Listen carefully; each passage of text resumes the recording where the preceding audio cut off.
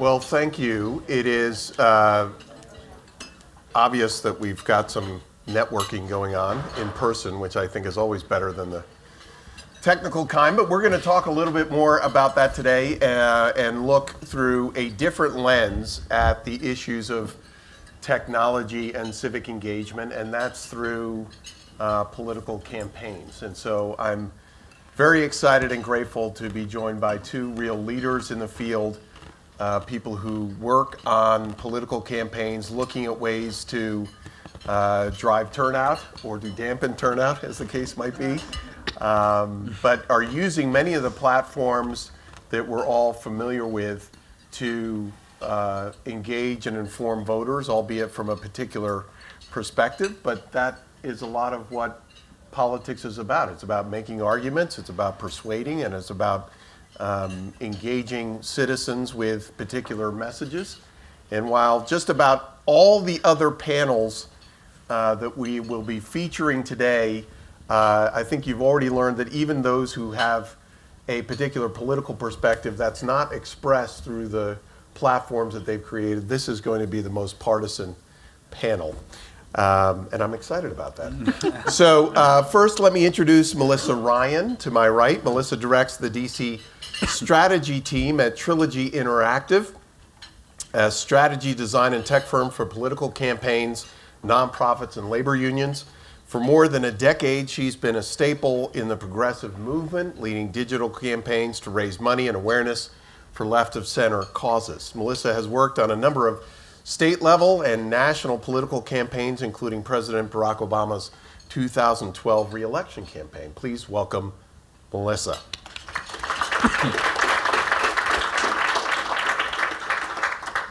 Vince Harris, for the only time in his life, is to my left, is the founder and CEO of Harris Interactive. Vince has worked on a number of Republican races and conservative political causes based in Austin. Vince worked on Ted Cruz's first run for U.S. Senate and many other statewide races. This year he's worked both on Rand Paul's campaign, I believe in the PAC specifically, or was it directly on the campaign? On the campaign. On the campaign. And Donald Trump's campaign. Please welcome Vince Harris. In full disclosure, Vince also worked on my ill-fated Secretary of State campaign, but he is not to be blamed for those results. I am, after all, a Republican in deep blue California. I was also a consultant for your opponent. Were you? Yes. Oh, wow. Nobody told me that. Wow. And we were outspent 8-1. But you got the LA Times endorsement. I did get the LA Times endorsement, which is why I'm here now as Dean of the School of Public Policy. So I wanted to start with a few questions. This is not going to be a political panel, but you're all involved in politics. And so one of the things I think is might be interesting for the audience to get a sense of is what drew you into this part of politics. Obviously, this is the work you're doing is part politics, part technology. I know a lot of people in this field come from one of those other perspectives, but usually there's a place where they merged, and then finding a way to work on political campaigns, but specifically through the use of technology is a growing field. And so maybe, Melissa, start with you. What was the trigger or set of reasons why you got in this particular area of political campaigns? It actually started, I moved to Connecticut and was looking for information about local elections. And I was not getting much from local media, but at the time there was a burgeoning community of local political blogs who were able to give me information about the candidates in my town, help me understand the crazy countyless political system that is Connecticut. And I enjoyed the process so much, and I was already active as a political volunteer. I started writing for one of these local blogs from a left perspective, as much to teach myself about politics in my new locale, as to inform others. And I've always been sort of like attracted to both politics and technology. In 2006, we had this fascinating thing happen in Connecticut, which is Joe Lieberman, who was then the Democratic senator, was challenged in a primary by Ned Lamont. And both by being a volunteer in the Lamont campaign and someone who wrote a lot about Connecticut politics, I was vaulted from person who has 50 readers a week to nationally known political expert on politics because the coverage of this race was insane. I think I was interviewed by NPR, BBC, Japanese media, and I just found that I enjoyed that connection so much of helping people, using technology to help people either understand the political process better or find ways to get more involved. So after that election was over, I decided that I was going to do anything I could to make that my job, the intersection of politics and technology, which combined my two favorite things. Vince. So first off, thank you, Pete. I do wish you were Secretary of State. I'm sure many others do. But and thanks to Pepperdine, it's definitely the prettiest campus, I think, in the entire world that I've certainly ever been to. So if anyone can challenge that, please let me know and I will go and visit somewhere else. But this is just an incredible campus. So I got started, I remember that my dad gave me $20 to build a website on GeoCities, if you all remember what GeoCities is. And I did it, and I got the $20, and it sort of incentivized me as a capitalist here to that there could be some money in this building website thing. I taught myself at 14 and 15 how to build websites on Microsoft Publisher. They were pretty janky looking websites, but for local elections in Virginia, they did the job. So I sort of taught myself from a political perspective. I started volunteering really, really young. I'm not exactly sure why. There wasn't a certain issue or anything. I think I maybe didn't have enough friends or something. But so I volunteered a lot and just started building websites. I started a blog, similarly here to your story actually, tooconservative.com, TOO-conservative.com, and where I grew up in Fairfax, Virginia, the Washington Post, their metro section didn't really cover a lot of local Fairfax politics. So I was this 15, 16-year-old guy who would show up at local county parties, and Fairfax County has 1.3 million people in it. It's larger than a lot of states. So that Republican Party in Fairfax County, there was a lot of people paying attention to what was going on there, and I would blog about what was going on at the county party. And local elected officials, they would love seeing their name in print anywhere because the metro section wouldn't cover it, and there's no really local papers in Fairfax County. So that's how I got started in politics. One funny story, I'll never forget a man who was a state delegate. This was bad of me, but I overheard him saying something. This was like the gossip blogger of me. I overheard him saying something when I was 16 at the local party, sort of trashing another Republican, and I wrote about it that a night at 16, and I'll never forget the calls I got at like 10 p.m. on a school night, and I had the best excuse ever. My mom picked up the phone, said, "Vincent has school tomorrow, delegate, insert name here. He can't talk to you right now." So that was a funny story. And my blog sort of led when I went to school. I went to Baylor University in Waco, Texas. Did you go to Baylor? No. Ken Starr was there, as you all know, from Pepperdine. And at Baylor, actually, Mike Huckabee, who was an unknown man running for president at the time, he couldn't get any media. And he was talking to a lot of bloggers and had just started building a blogger coalition. And I was 18 years old, and he asked me if I'd come up and interview him for my Too Conservative blog. So I did, and he offered me a job on his presidential campaign, and that's sort of how that all occurred. Let's jump up for a second to 15,000 feet and just look at this industry, if you will. Melissa, you and I were talking before. In my private sector life, I worked in advertising and marketing. And one of the things that I think is so unique about the political consulting campaign space is that in the regular advertising world, if an ad agency loses its account with Ford, it goes for Chevy or Dodge, right? And if it has some sort of specialization in cars or dishwasher detergent, they don't really care who they work with, right? If they lose one client, they'll go for another. In the political space, it's completely different. There are progressive agencies and there are conservative agencies by and large.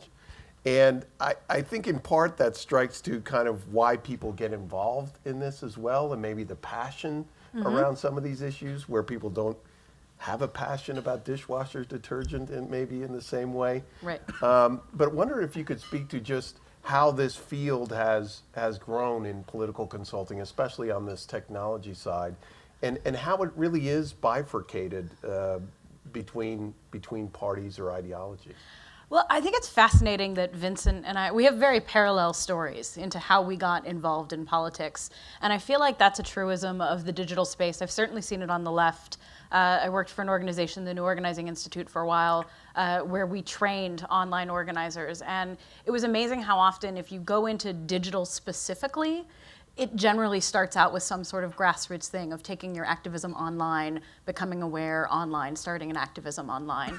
And at a certain point, I think for me and a bunch of others, it's just like, is this going to continue to be a hobby or is it going to be my career? But it's not a career of like, I want to go into digital marketing and make all the money. That might be part of it, but it's not the primary motivation. The primary motivation is to take what you're doing already to the next level and figure out how to make it your career. Vince? So, I would say a few things about this. One is that the space has been led by Democrats. I think that George W. Bush's campaign in 2000 and 2004, I mean, they had a website, they had some people that were doing some sort of digital, but it was truly the Obama campaign, right, in 2008 that sort of created what is the modern field and sort of our modern digital agencies. And there's still a talent gap, for sure, between Democrats and Republicans. I'm blessed to live in Austin, where we have some great, younger tech talent in the conservative state of Texas. Still, people that go to UT and Baylor and Texas State that I can draw from. But it is hard for Republicans to find people who can work at all levels, right? I mean, there are competitive Senate races all across the country right now that all need digital directors. There was at one point 16 presidential campaigns that all needed digital agencies and digital folks at them. There are congressional races that all need someone to build their website. There are committees that all need digital in-house people. There's not enough Republican people to do it. And I will never forget a meeting I had with someone on Mitt Romney's campaign in 2012. And it was up in Boston. And they asked me, this was about 2 months to go before the election, they said, do you have anyone that we can hire? I said, what are the qualifications? They said back, I kid you not, someone with a pulse. And This was 2 months out. This was 2 months out, yes. And they needed young people to get online and to work, and they couldn't find them. I don't think the Democrats have that big of a problem as Republicans do. So there's this big discussion now, and Republicans are thinking about how do we invest in young tech folks? Because everyone's on Facebook, right? I mean, everyone's on Facebook and everyone's on Snapchat. That doesn't make you an expert on Facebook or Snapchat. That doesn't mean that you know how to target people with a political message. And this is something that I deal with from a hiring perspective. We have 45 people at our agency. I'd say the average age has to be 24 years old. But, folks, just because you're on Facebook doesn't mean that you, number one, get the issues and get how to message those issues. Mm-hmm. And number two, there's the advertising component of this. Because I'm not sure about Trilogy, but I mean, my agency, every year that goes by, it's the advertising budgets that get larger and larger and larger. Yeah. And when I started here, we were pretty much running Mike Huckabee's MySpace page, right? And now we're spending multi-millions of dollars in Rob Portman's Senate race and Joe Heck's Senate race and for issue advocacy groups. So the traditional model of the George W. Bush TV folks, that's been completely broken. And directly back to your question, I mean, certainly there's a bifurcated thing here where I cannot work for a Democrat, right? I mean, people are so surprised that are outside of politics. I can't work for one. Would I want to work for one? No, of course not. But I also can't because none of my clients would hire me still. Yep. Yeah. Same. So talk about, so that piece as well. It's not just the willingness or desire, but what that would mean for future opportunities and relationships. If a particular candidate is looking at Trilogy, they want to make sure that you're going to toe a certain line in the same way as with Harris. Yeah, I mean, if nothing else, because potentially if we have a client that could be problematic for another client, I think is the biggest thing. Yeah. So if it's a candidate on the other side, because then you can tie everything horrible that candidate has said, to the current candidate. I mean, there's just a lot of practical reasons for that. But also, I mean, people who come to work, I assume at Vincent's firm, they really want to help Republicans. And people who come to work at Trilogy, they're there because they really want to help Democrats. And if they weren't, there are other firms in the private sector, there are tech companies that are probably a better fit for them. So I just want to go back to this understanding of the overall advertising and even the tech advertising space. And you had just mentioned, Vince, that these budgets on campaigns are growing significantly, and that's also happening in the regular retail private sector world as well. As far as the use of tools and platforms, are the political campaigns leading the private sector retail space, or is it happening the other way around? So I think that certainly on the presidential level, if you look at Hillary's campaign, if you look at, I think, some of the types of content that we produce for Senator Paul, I think that people in politics are willing to take a lot more risks. I think that people in politics are, and somebody mentioned on the last panel, Facebook, Twitter, Google, Snapchat, yes, they all have people at them that work directly with each presidential campaign that are generating ideas also from these major tech companies into these large-scale campaigns. So we did something for Rand Paul I was extremely proud of. We did a day-long live stream. It was the first time it was ever done. It was kind of like the Truman Show, right? Where from when he ate breakfast to when he flew out that night, there was a camera on him constantly. Now, in the middle of it, he called the live stream dumbass. He was kidding, I think. But we capitalized on it, and we sold shirts that said, "I watched the dumbass live stream." So I don't know if they're still up in our store.randpaul.com. But A couple left. So I do think that campaigns are leading the traditional consumer space when it comes to testing out ads and when it comes to sort of testing out different kinds of content. Melissa, you have a thought on that? I think the biggest struggle I see is getting people on the Democratic side, at least, to see digital not at the presidential level. They're fine; they've got the scale. But I think we still have a lot of campaign managers who see digital as something in addition to, or the first thing to cut the budget in ads. Which is, if it's an advantage that Republicans have over us, I think their teams get the digital space as far as ads much better than we do. As far as the media mix and how much money are devoted to it? Yeah, because Coca-Cola wouldn't say, "Oh, well, we've got to spend $10 million less on this campaign. Let's cut all of Snapchat or let's cut all of Facebook." But I feel like that happens in the Democratic space a lot. See, I'm encouraged to hear you say that. I'm sure you are. But I'm also sympathetic because that does happen with us. And I think that the Democratic budgets, especially if you look at like Bernie Sanders and stuff like that, I think your budgets that are getting cut are much larger than, starting than our budgets. I would be surprised when I ran Bob McDonnell's governor's digital in 2009 in Virginia, and we spent 10% of his media buy roughly on digital. I don't think since then I've worked on another campaign that has spent 10% on digital of their total media buy, and that was 2009. So budgets are growing, okay, but so is the amount of money spent on media on these campaigns.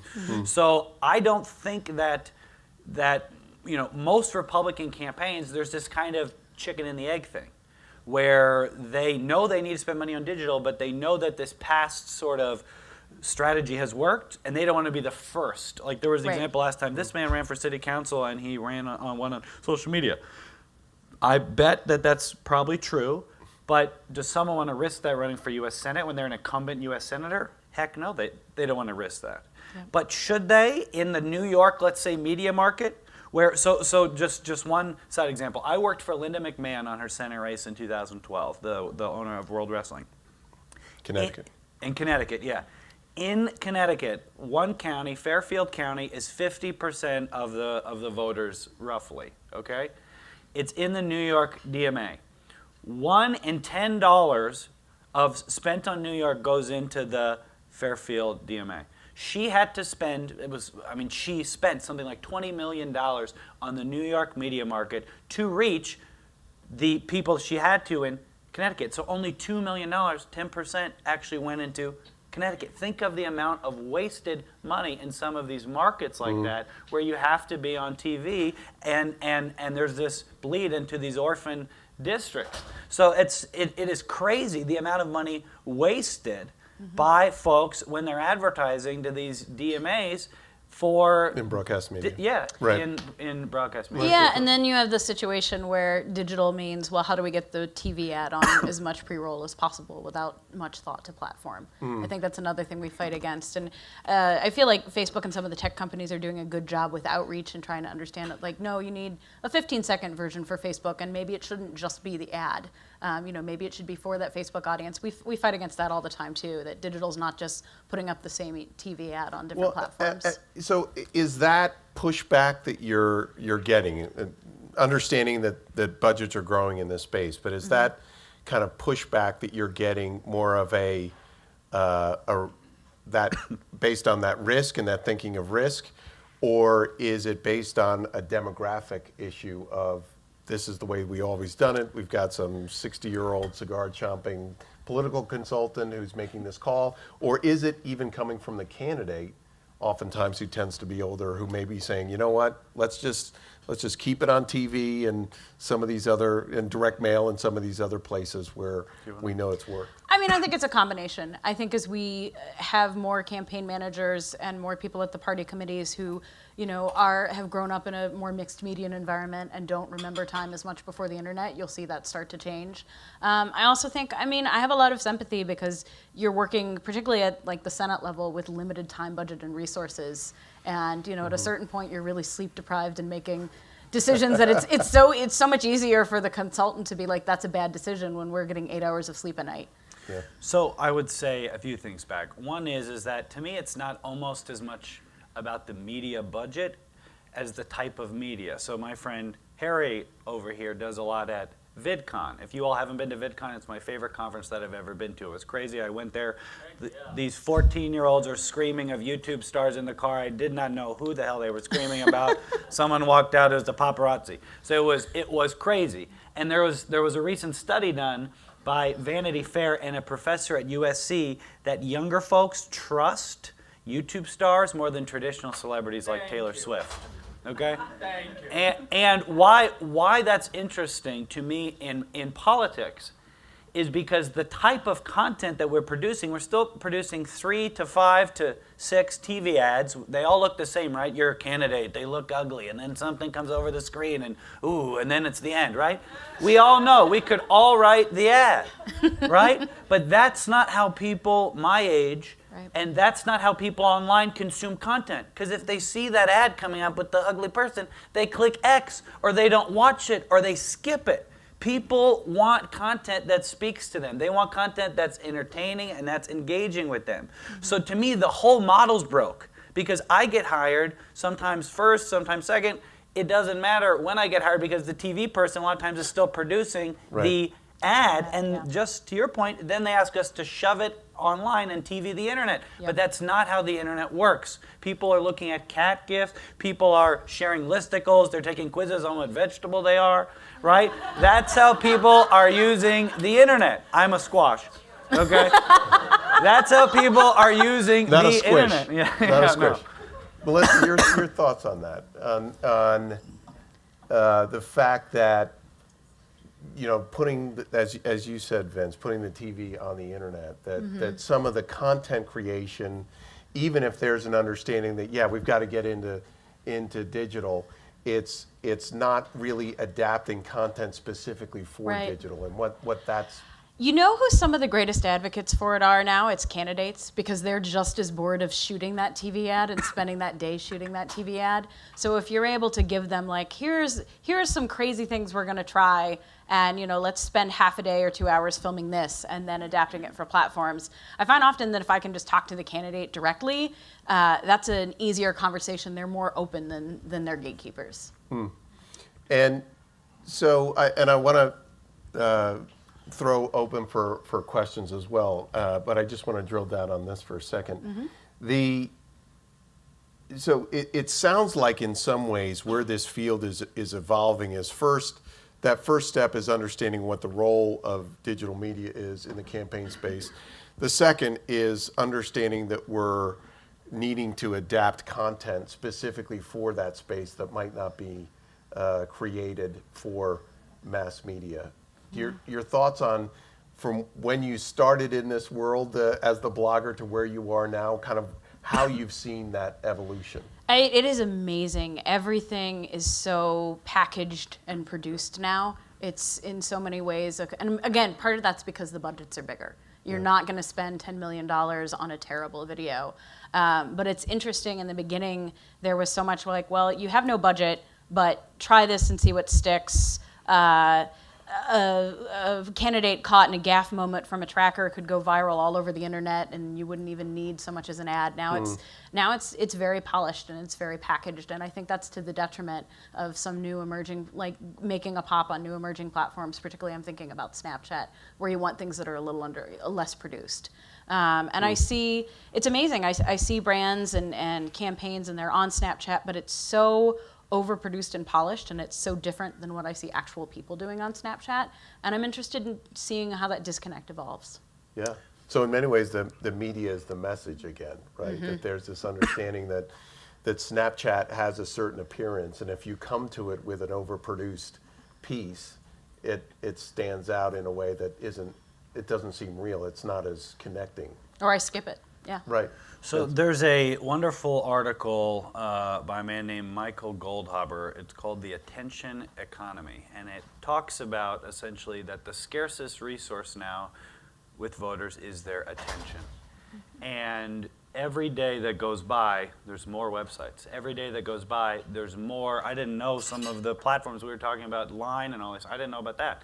There's more and more and more things every day to look up and to be on. So how do we get somebody's attention when you're a candidate and people can click off and 30% of people are unplugged and everyone's watching Netflix and there's no ads? That to me is what's changed so much. It was easier when I was doing digital on Mike Huckabee's campaign. We had a blog and a website and MySpace and the sparkles, right? That was easy. Now there's a million platforms. Yeah. There's a million places to reach voters, and every day that goes by, TV becomes less and less important, and this fragmented media environment becomes more and more important. And the type of content becomes more and more important. There's a really cool book that was written before Trump by Lisbeth Van Zunen. It's called Entertaining the Citizen. It's a really cool book. And it talks about how citizens, guess what? They want to be entertained, or they're not going to pay attention. They're going to move on to sports. They're going to move on to entertainment media and Kim Kardashian. And to me, this is what Donald Trump does a fantastic job of. Love him, hate him, whatever. So entertaining. So entertaining. You watch everything he says. You watch the debates. You watch what he tweets with the taco bowls and everything, right? Everything he does is entertaining. And he absolutely gets that. And I think that he rode that entertainment, and he kicked all of our butts in the Republican primary, right? He kicked 16 people's butts who had perfectly strategized campaigns 4 and 6 years out, who hired the best consultants, who were running all these statistical models and surveys and focus groups constantly, because he was more entertaining and because he drowned them out with the earned media that he got from being entertaining. Dare I ask a question about Trump? Sure. She's going to vote for him. She's telling you right now. So we've got about 10 minutes, and so I want to leave time for a few questions. But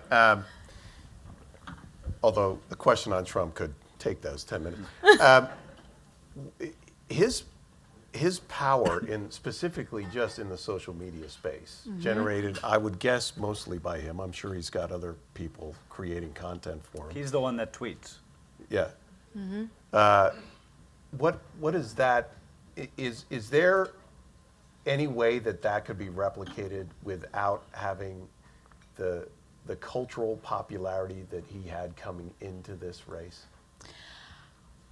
So I want to say first that I do not find Donald Trump entertaining, specifically this week, and I just have to get that out of the way. I think that Trump's power is his raw authenticity.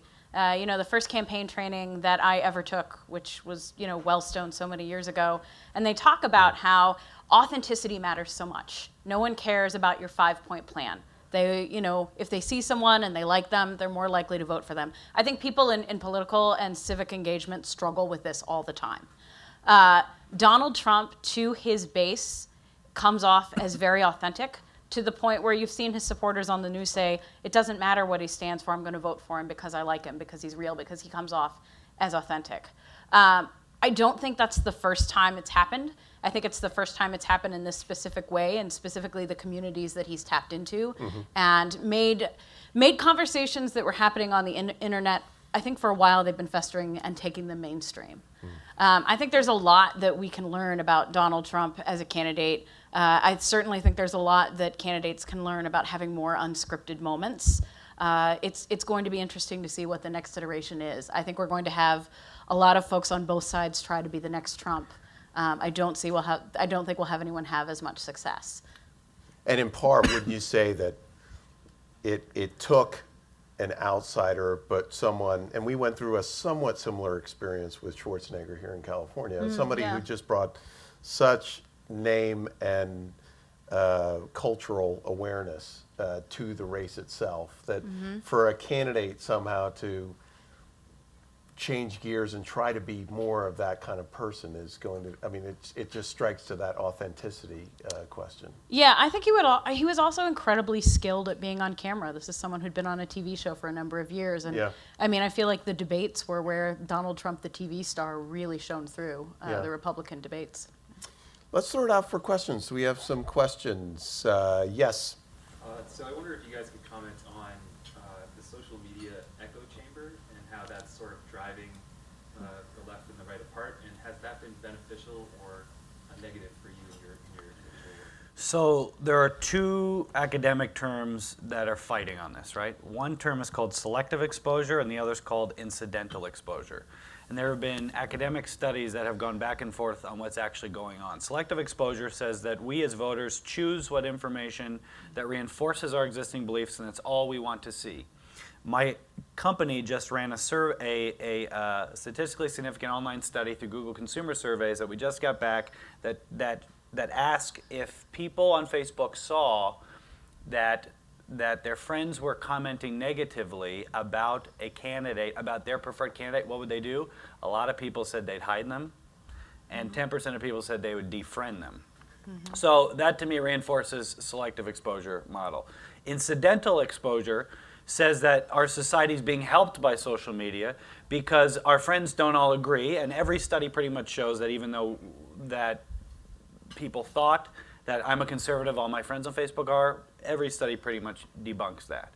So that I'm getting incidentally exposed to my Democrat friends and their opinions, and that's bringing me information I would never see by listening to Fox News or by watching whatever things that I would be categorized watching Duck Dynasty and going to church, right? So, yeah. So both of these models are competing now, and I don't think that we really have an idea of what's really going on there yet. But I do think that from what I've seen, this is where advertising plays a big part. Because it doesn't matter if you're hiding your friend from your feed, I can still shove an ad down your throat. Right? I can still force something to show up. Because right now, I hope everyone knows in this room, if you gave me your name and your address or your phone number or your email address, right? Melissa and I can both target probably 70% of you on Facebook as soon as you leave here, right? So we can target you individually. That's how you're being targeted. So even though you're interacting with your friends, right, and even if you hide them, we can still advertise to you. Melissa? Yeah, I mean, one thing I love about social media is that it gives everyone a voice. If you have a modem or a phone, you have a voice. And I think smart campaigns use that. On the re-election in 2012, we had such an army of people who would go on Twitter and Facebook for us. It was amazing, particularly on debate nights, to the point where we could take over hashtags. We didn't have to ask what was trending. We made it trending. And we were able to, the tweets that reporters saw were largely driven by the campaign and surrogates and influencers. I worry about the fact, I'm both happy about it as a consultant because selling ads is obviously a big part of my business. But I worry for the user about how much of it has become pay to play. It makes it a lot harder for individuals and organizations to have an impact. I understand why Facebook and Twitter and such have to do that and go to that model because they have to make money. But it's certainly not as easy, I think, for a citizen to engage with a campaign or engage with an issue as it was a few years ago. And one of my grad school professors, her name is Talia Stroud, she wrote a book called Niche News. It's a really cool book that talks about this echo chamber aspect. That even on Google, right, when we're searching things and based on the link that we click, if we click Breitbart versus if we click, whatever, MSNBC, Google's going to deliver us back more information based on the things that we click. So we create our own echo chambers in everything we do from an online perspective. And with every click, we're creating a more micro chamber that reinforces what we're saying, which can be bad from a civic engagement. It is bad from a civic engagement, from a democracy perspective.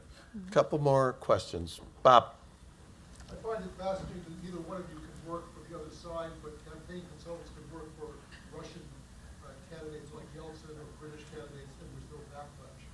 And you still work there. The question I have for you, though, is compared to 4 years ago, what's the most important innovation you've seen this year? And secondly, is there a surprising innovation that surprised all of us? And Bob, it's an interesting first point. I ran digital for the Prime Minister of Israel, Benjamin Netanyahu, when Obama's people were over there campaigning against us, spending our taxpayer dollars against him. So you are correct that we can work abroad, but I wanted to get a little dig in there too. Directly to your second point, your actual question, I think live video, and it's it's sexy, but it's also changed with Facebook Live. Before, people talked about live video, Periscope and Meerkat and all these things no one needs to remember anymore. It's all Facebook Live because that's where everyone's spending all their time. People spend more time on Facebook than they do with their pets, right? And everyone is on Facebook. So now when people are live streaming things, there's an actual audience. This is where this is all going. It's where it's all going, is to digital video, live streaming everything. And I think that will also be good for democracy, Bob, because it's not, I think eventually everything isn't going to be perfectly staged, produced live streams. It's going to be real. And finally, we're going to get to this place where the expectation is a politician needs to talk to me through Facebook Live, needs to actually, instead of, by the way, how much of a money waster are some of these bus tours that go and they talk to 10 people? Right, or 50 people, or to try to force all these people through robocalls. Why not just do a Facebook Live? And then you can promote the Facebook Live to your voter file as it's going on. You can sit anywhere and do that. So I think that to me from a tool tactic perspective is what's actually new. I would say it's interesting, live streaming plus Facebook has been a winning combination in terms of audience, and also I think of all the things that have been, particularly in the Black Lives Matter movement, that have been live streamed on Facebook that I think have made a real impact in that movement that wouldn't have happened otherwise. Live streaming protest really isn't new. I remember in 2011 with the Arab Spring in Egypt, and live stream just went constantly. When I was doing work in 2011 with the labor unions in Wisconsin, we live streamed as much as possible. It's really putting it on Facebook has taken it away from being a niche thing for people who are good at tech, because anyone can pull it up on their phone. Yes, Alana.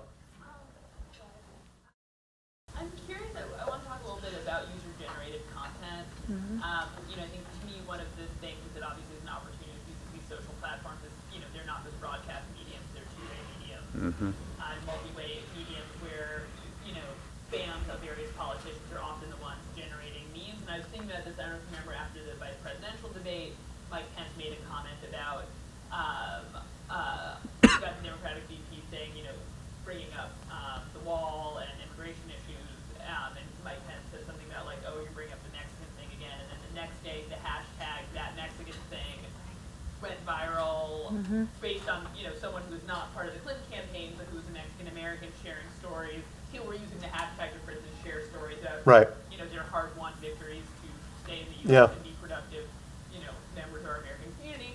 And I noticed that the Hillary campaign actually shouted it out and gave credit to this guy. And similarly, I'm sure there's examples of that across many campaigns, but I'm always curious, from people who've been inside of campaigns, your fans are generating content 24/7. Yeah. Clearly, you need to be careful about what you uplift and celebrate. And it can be random too, right? Who knows who Ken Bone is? I mean, who knew who Ken Bone was a week ago? Right? So this your ability to control the messaging in light of user-generated content. So one thing that I disagreed with, or comment on the panel that you were on, was, is James still in the room? Okay, James. Yeah. So you mentioned that you had talked to politicians who said social media, they put stuff out, but they don't get stuff back. I think they don't get stuff back because they're not putting out the right stuff that's engaging and interactive, right? So if a politician's saying, here's my friggin' press release, no one's going to engage. If they're saying, here, I support the Second Amendment, no one's going to engage. They need to actually ask people their frickin' opinion. Social media, not just shoving stuff down people's throats. That's what it's called. So you bring up a wonderful, wonderful point. We used a tool called Zigio on the Rand Paul campaign, which allows people, and you all that are running all your nonprofits and stuff should look at this tool. I think it's a California-based tool, Zigge. Oh, it is? Cool. It is. Well, your best friend is very smart. And it allows users to record videos on whatever platform that they're on and saves the videos on the back of Zigio. We did this for Rand Paul, where we asked people to say why they supported Rand using Zigio. People recorded videos. We took their videos, made a video, and then post that on social. So we let users crowdsource content. And why aren't campaigns crowdsourcing more? We crowdsourced T-shirts for Rand Paul. We let people design the T-shirts that were in the store instead of just shoving an ugly logo or whatever the hell's on it on a T-shirt. We let people design them, then vote on them. We got their emails, and then we sold those T-shirts to the people who voted for the one that they wanted. Yeah. And the crowdsourced T-shirts were the most successful ones in our store. Why not crowdsource bumper stickers? Why not crowdsource where people should come to on campaign stops, kind of like Howard Dean did with Meetup? But all these great things have been done in a flash of time, but they've never all been culminated. So wonderful question. I don't think there's nearly enough engagement from campaigns still. It's still not just TVing the internet, but just press releasing the internet and shoving stuff. There's not reaching out there, by the way. And one thing we tried to do in the Rand Paul campaign, people on YouTube are creating videos constantly saying why they liked Rand Paul, why they support liberty, why they love the Constitution. We should take those videos and share them. Because not all of the time are those folks going to be somehow getting in touch with the campaigns. It's our job to be finding that content and then be sharing it. Well, So some of my favorite work involves working with influencers and content creators on campaigns. It is so much easier to get things shared now. I remember the first time I wanted a candidate's Twitter account to retweet something, and it was like, oh, well, let's send it to finance for a full vet. Not even kidding. They wanted to vet the person because what if we retweeted the wrong thing and the person had something on his record that a reporter would make an issue out of. Thank God this has evolved more to the point where on the Reelect and when I was running digital at Emily's List, it's just a much easier process now to work with content creators, to share their stuff, to collaborate with them on what would be helpful. I find so much of the best user-generated content on the left starts with a collaboration and a conversation. Just someone on the campaign that has an informal relationship with people who are known to create good content. And some amazing stuff can come out of that. I'm so glad that it's evolved. Yeah. It is hard too, though, because Rand Paul, one reason I was very happy to leave Ted Cruz land and go to Rand Paul land is that Rand Paul land had a lot of very creative people doing exactly what you're saying. And Rand Paul was a unique candidate like that. I could name none of the other people running in that race. None of the other 16 candidates had people who could have designed shirts. They would have all looked and they would have been in paint. Okay?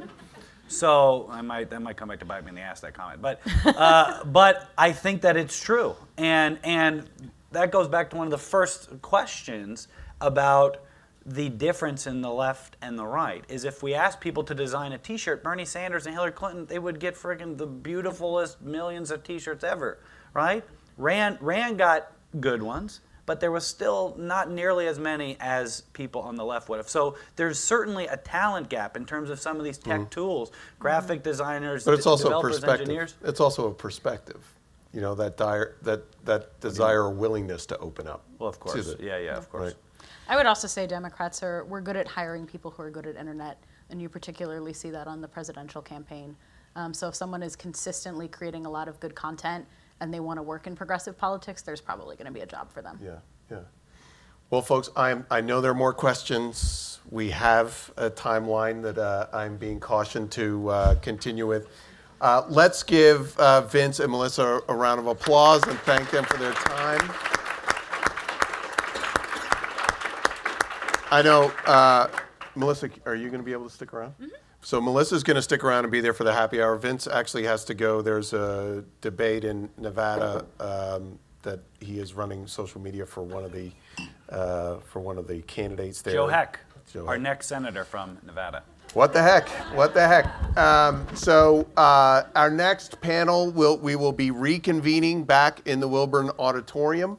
And again, thanks to Vince and Melissa, and we head back to the auditorium for the next panel.